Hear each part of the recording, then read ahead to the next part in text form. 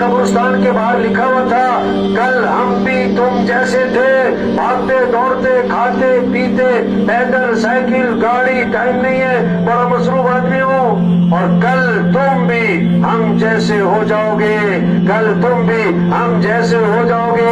ایک قبر کے اوپر کتبہ لگا ہوا تھا، یہ میرا بڑا وہم تھا کہ میں بڑا اہم تھا۔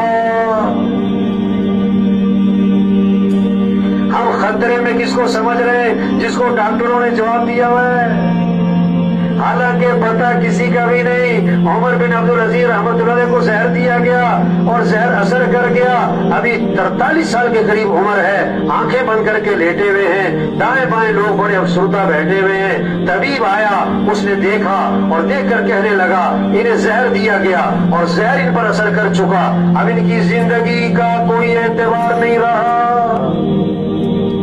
یہ بات سنی تو آنکھیں کھولی اور فرمانے لگے او بھائی، جس کو زہر نہیں دیا گیا اس کی زندگی کا بھی کوئی اعتبار نہیں۔